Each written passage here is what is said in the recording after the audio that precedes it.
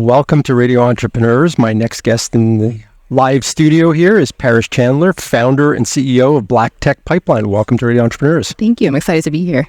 And welcome to Suffolk University Startup Week. Good to have you here. Good to have you as a first guest on this show. Why don't you tell us a little bit, tell our listeners, tell our audience out here a little bit about your organization. What does Black Tech Pipeline do? Yeah, so Black Tech Pipeline is a job board, newsletter, and recruiting platform centering Black technologists. So what we do is we partner with different companies and organizations around the world to help them hire and retain Black tech talent. So are you, was there a void that you saw in the marketplace? Tell us a little bit about the generation of your idea, the thinking behind it. Yeah, so I actually started Black Tech Pipeline because a tweet of mine went viral back in 2018.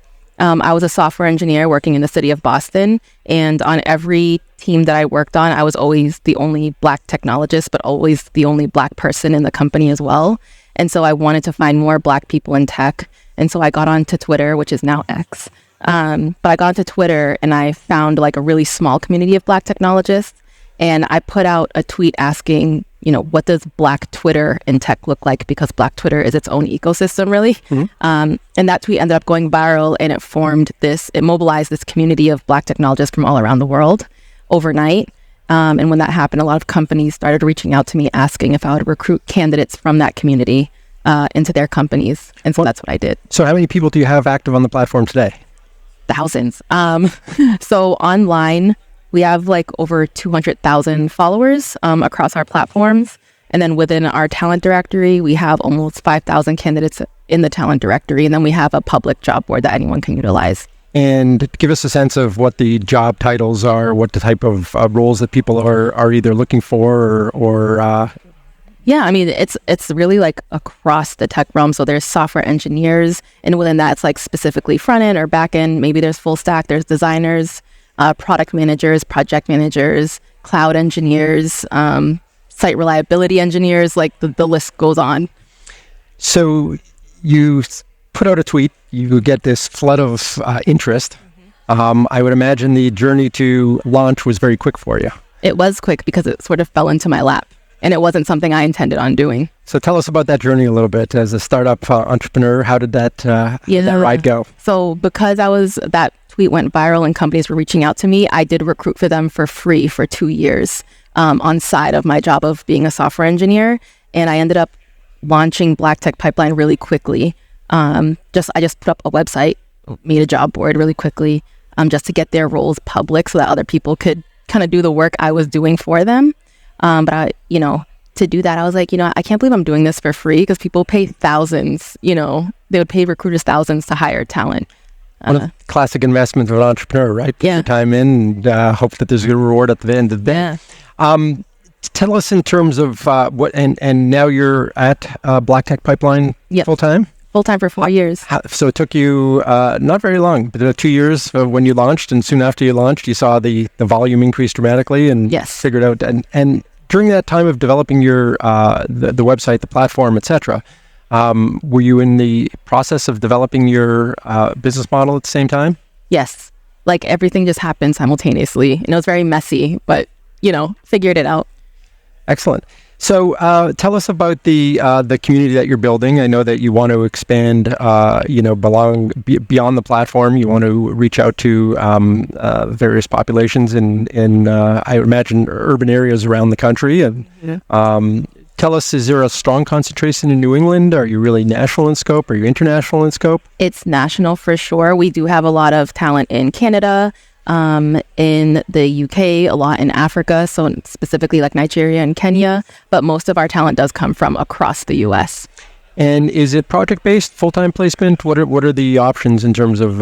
It's predominant. It can be either, but it's predominantly full-time. Excellent. So one of the things that we like to talk about at Radio Entrepreneurs is some of the lessons learned. You said it was a messy process out of the gate, part of which because it was accelerated so quickly. Yep. So it was a positive, messy situation. Tell us about some of the lessons learned from the early days. Yeah, so I think doing everything, using free tools is number one. So not needing everything to be perfect. It's like, as long as this thing works, just launch it. Don't try to be perfect. And then the other one is maybe like form a local community. So really concentrate in your area and then expand upon there, just because there's so much opportunity locally that you don't know about, and you're reaching far so early on. And so that's what I'm kind of doing now, is like focusing on Boston specifically. Getting back to the proverbial grassroots, because you were launched so quickly. Yeah. Tell us a little bit about what your initiative, you have an initiative going with the City of Boston. And Yes. So with the Museum of Science, I am chair of the Innovators Society at the Museum of Science. So they have these internal societies that people don't actually know about. So for the Innovator Society, it's a group of young professionals around Boston doing all sorts of things in the STEM industry. And so when you join, you get to do a lot of, philanthropic efforts, volunteering for their events. And they have a lot of events that you can attend that are like a lot of fun, like the dance parties and eating good food and drinking. There's all these things that they do. And it's just a good opportunity to network with like-minded people, young professionals who are passionate about STEM, and then sort of growing internally within the museum, within those societies, because after innovators is discoverers and, So when did you, as you were growing up, know you wanted to pursue technology? I did not. I wanted to be an actress. And here I am. There's still chance. There's still time. I don't know. So you came to it. How did you happen upon technology? You were in college, I take it, and fell into engineering, or I couldn't. Passion, or I just couldn't make money as an actress. It was really hard to get work. And I got into tech just because I heard of like you can get in without a degree if you learn to code, and that's what I did. I went to a boot camp, learned to code. I networked around Boston, going to different meetups. I met a lot of people, and from there I learned about job opportunities. So I got an internship. From there I got my jobs and became a software engineer. Interesting. So it seems to me that there's a void in the marketplace in terms of tapping young potential talents, prospective talent, and teaching them about the industry and the professions. There is. Yep. And it sounds like there may be an opportunity to bring youth to the various organizations that you participate in and educate them about what the opportunities are at an earlier age. Yeah. What are some of the big challenges that you face today as you see your company has been around for a handful of years? Yeah. And I would say like I'm not sure if you know this, but like right now in the tech job market, it's not very stable. There's a lot of layoffs happening. So I've felt that burden with a lot of layoffs and hiring freezes, and a lot of my partners not being able to hire right now. And that's pretty much my business model. I work with jobs. I'm a jobs platform. So just sort of trying to have this time pass by until the market stabilizes so that we're back up and running, working with hundreds of companies at a time like we used to be. Now, what is your marketing approach in terms of developing new client relationships and new partners? That is something I have never done any outbound. Everyone has come to Black Tech Pipeline through word of mouth and referrals and just social media, because we are very active on social media. So that's something we're actually currently working on. So building that outreach capability and creating awareness for your brand? Yep.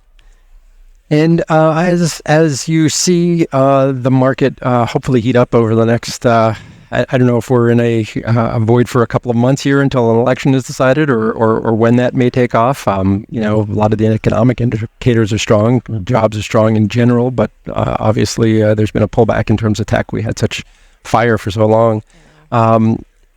Do you see the ability to pivot your company to be able to, level at whatever the market demand is? I do. And luckily, I think my pivot's going to be really simple, just because of I have a subscription model where companies can post their hundreds of jobs, which used to work during, times where the height of COVID was happening and companies were hiring like crazy. Whereas now people are doing one job posting. So I can just sort of change that subscription model and move from there.